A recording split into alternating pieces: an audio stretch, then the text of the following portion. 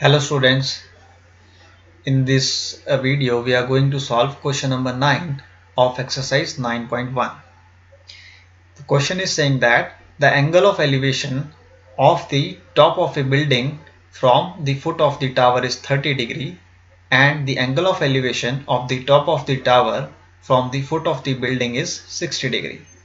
If height of the tower is 50 meter, find the height of the building. So you have the tower which is standing away from the building. ये आपका क्या है students, एक tower है. Clear. और इससे कुछ दूर आपका क्या खड़ा है, एक बिल्डिंग खड़ी है यहाँ पर. This is the height of the building.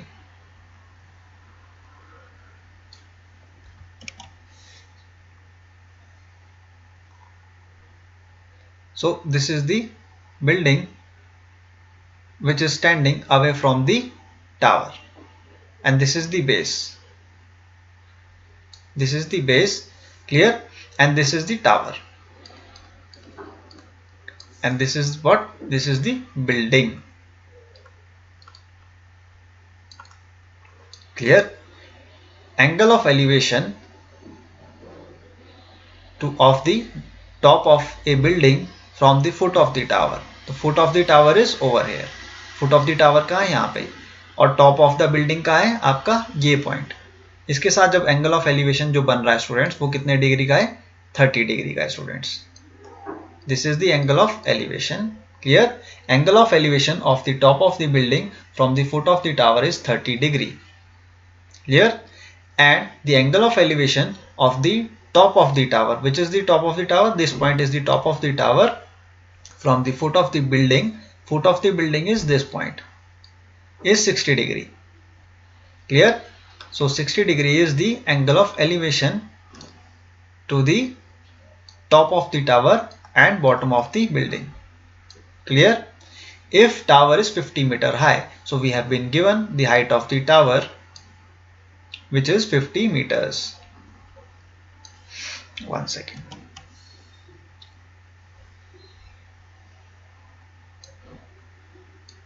Height of the tower is given as 50 meters.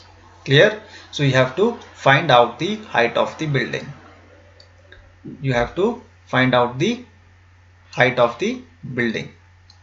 Clear students? What you have to find out? You have to find out the height of the building. You will consider this point as A, this point as B, this point as C, and this point as D. Clear? Which is the point D? Point D is the top of the building. Point C is the top of the tower. Point A is the bottom of the tower and point B is the bottom of the building. Clear? What you have to do, students, as you know that 50 meter is the height of the tower. So to find out the base AB, you will consider the triangle ABC. What you will consider? You will consider the triangle ABC. आप क्या करेंगे students, अगर आपको base AB को find out करना है तो आप किस ट्राइंगल को लेंगे, ABC ट्राइंगल को लेंगे. In triangle ABC, clear? What you will do? You will take perpendicular over base which will be equal to tan 60 degree. Clear?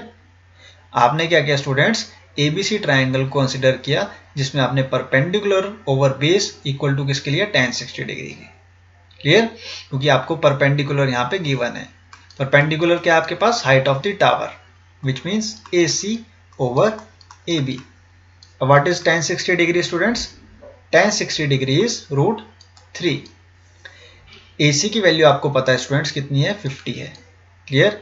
Divided by AB which will be equal to √3. Clear? And what you will do in the next step, you will take √3 on the denominator end and it will be equal to AB. अब आप √3 को remove कैसे करेंगे students, 50 divided by √3 multiply by √3 divide by √3. So it will become 50 √3 divided by 3 because √3 multiply by √3 will be equal to 3. So what will be the AB?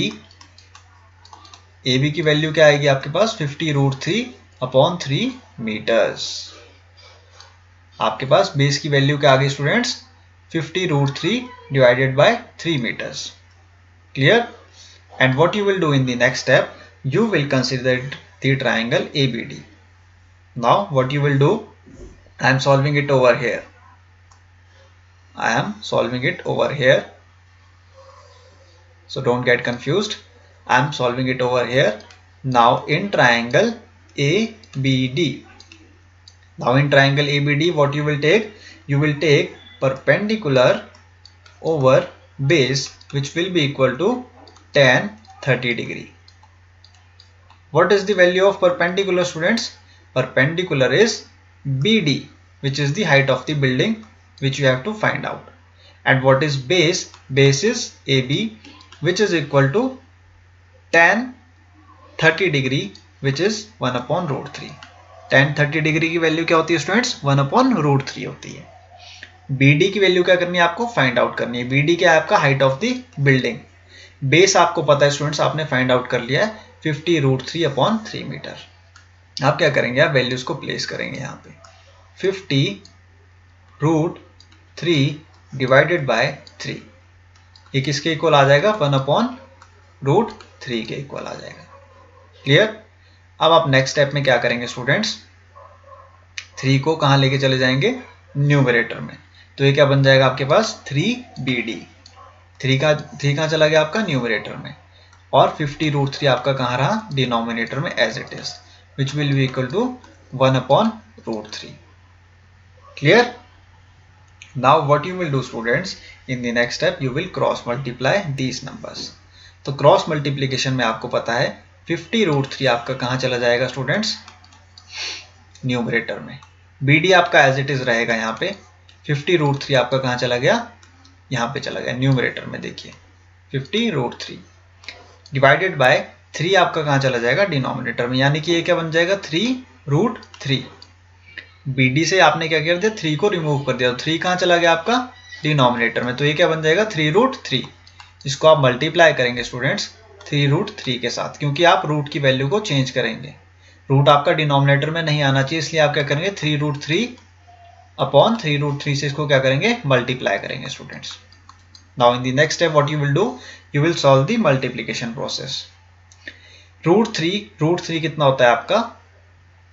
50 multiply by 3 हो जाएगा सबसे पहले, और √3 मल्टीप्लाई बाय √3 कितना होता है आपका? 3 होगा।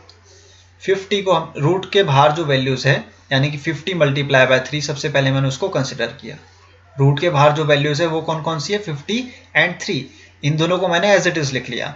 और √3 को जब मैंने √3 से मल्टीप्लाई किया तो कितना आ गया? 3 आ गया। देखिए यहाँ पे √3 को जब मैं √3 से मल्टीप्लाई करूंगा तो क्या आएगा? 3 आ जाएगा, क्योंकि रूट से रूट क्या हो जाएगा? कैंसिल हो जाएगा। क्लियर? तो ये क्या बन जाएगा? 3 बन जाएगा। या फिर आप यूं भी देख लीजिए, √3 का आप क्या कर लीजिए? स्क्वायर कर लीजिए। √3 का क्या कर लीजिए? स्क्वायर कर लीजिए। स्क्वायर से आप क्या कर देंगे? रूट को कैंसिल कर देंगे तो क्या आ जाएगा? 3 आ जाएगा। तो वही मैंने चीज यहाँ पे सॉल्व की है, यानी कि 50 मल्टीप्लाई बाय 3 जो कि आपका रूट के बाहर था टर्म, उसको लिखा सबसे पहले। √3 मल्टीप्लाई बाय √3 मैंने क्या लिख दिया? 3 लिख दिया students. Now in the denominator part what you will do, you will do √3 का स्क्वायर करेंगे आप। 3√3 का क्या कर देंगे? स्क्वायर कर देंगे। Now BD will be equal to 50 multiply by 3 divide by 3√3। तो 3√3 आपका क्या हो जाएगा? 3 मल्टीप्लाई बाय 3 कितना होता है स्टूडेंट्स? 3 को क्या करेंगे आप? जो आपका रूट के बाहर 3 है उसको 2 टाइम्स मल्टीप्लाई करेंगे। रूट के बाहर जो आपका 3 है उसको क्या करेंगे आप? 2 टाइम्स मल्टीप्लाई करेंगे, क्योंकि ये क्या हो रहा है? स्क्वायर हो रहा है स्टूडेंट्स। 3√3 का क्या हो रहा है? स्क्वायर हो रहा है। तो √3 के बाहर जो 3 है उसको हमने क्या किया? 2 टाइम्स मल्टीप्लाई किया। और √3 का जब आप स्क्वायर करेंगे तो वो क्या बन जाएगा आपका? 3 बन जाएगा। √3 का देखिए यहाँ पे मैंने स्क्वायर आपको बताया ना, √3 का स्क्वायर क्या होता है? 3 होता है। तो मैंने उसको एज इट इज लिख लिया। 3 को मैंने सबसे पहले क्या किया? 2 टाइम्स लिख लिया, क्योंकि 3 का स्क्वायर किया हमने। तो 3 को 2 टाइम्स लिख लिया, और √3 का स्क्वायर क्या लिख दिया मैंने? 3 लिख दिया यहाँ पर। अब आप 3 से इसको कैंसिल आउट करेंगे। 3 को अगेन आप 3 से कैंसिल आउट करेंगे, तो आपके पास क्या वैल्यू आएगी? 50 divide by 3। Now you will divide, when you will divide 50 with 3, you will take over here as 3 ones are 3 2 carry forward, 3 6 the 18. Now 2 will be the remainder. So 16, 2 upon 3 meter will be the height of the building. So BD will be equal to 16 2 divided by 3 meters, which is the height of the building. What is the height of the building, students? 16 2 upon 3. I hope आपको ये question number 9 clear है. What will be the height of the building? 16 2 upon 3 meters. Clear? Now in the next video we will solve the question number 10. If you have any query or doubt related to this question, just ask me in the comment box. Thank you, students.